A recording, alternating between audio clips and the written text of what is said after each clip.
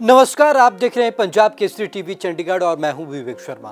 इतिहास में आज का दिन बेहद ही खास है।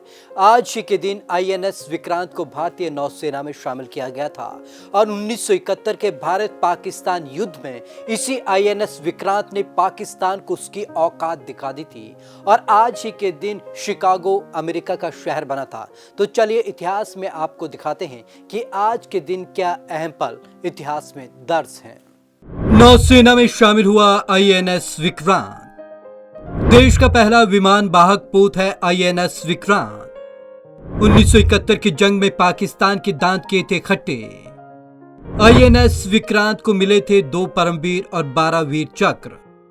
बात दूसरे विश्व युद्ध के दौरान की है। ब्रिटेन की रॉयल नेवी ने एचएमएस हरक्यूलिस नाम का एक विमान वाहक पोत तैयार किया। इसे सेना में शामिल किए जाने की तैयारी चल रही थी। इसी बीच युद्ध खत्म हो गया। 12 साल बाद यानी कि 1957 में इस एचएमएस हरक्यूलिस को रॉयल नेवी ने भारत को बेच दिया। 4 मार्च 1961 को ये पोत भारतीय नौसेना में शामिल हुआ। पहला विमान वाहक पोत था आईएनएस विक्रांत। भारतीय नौसेना में शामिल होने वाला ये पहला विमान वाहक पोत था। विकर्स आर्मस्ट्रांग शिपयार्ड पर बने मैजेस्टिक क्लास ने इस पोत को हम सब आईएनएस विक्रांत के नाम से जानते हैं। 1965 और 1971 में भारत पाक युद्ध में विक्रांत पाकिस्तान की नौसेना के लिए बड़ी मुसीबत साबित हुआ था। 1971 की लड़ाई में पाक के छुड़ाए थे छक्के।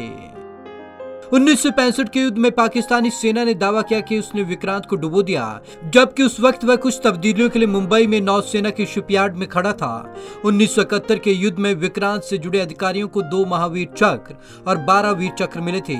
इसी बात से 1971 के युद्ध में इसकी भूमिका का अंदाजा लगाया जा सकता है। 31 जनवरी 1997 को विक्रांत को रिटायर कर दिया गया। शिकागो बना था अमेरिका का शहर।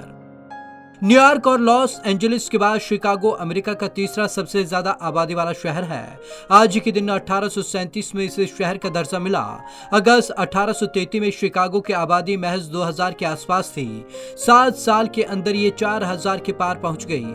1971 में लगी भीषण आग में शिकागो शहर का काफी हिस्सा जलकर खाक हो गया। इसके बाद नए शहर का निर्माण शुरू हुआ।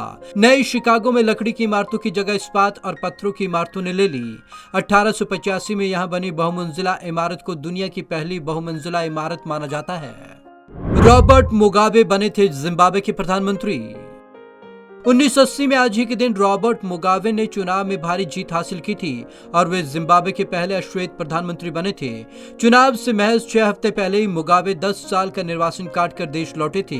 इसके बाद भी चुनाव में उनकी पार्टी ने अश्वेतों के लिए आरक्षित 80 में से 57 सीटें जीती थी। श्वेत अल्पसंख्यकों का शासन खत्म होने के बाद जिम्बाब्वे में हुए ये पहले चुनाव थे। 1987 में मुगाबे देश के दूसरे राष्ट्रपति बने। इसके बाद 2017 तक वो इस पद पर रहे। 6 सितंबर 2019 को उनका निधन हो गया।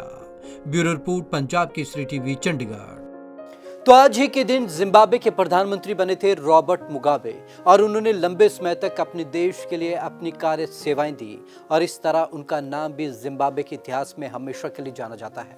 तो आज की इस खास रिपोर्ट में बस इतना ही। विवेक शर्मा को दीजिए इजाजत। नमस्कार।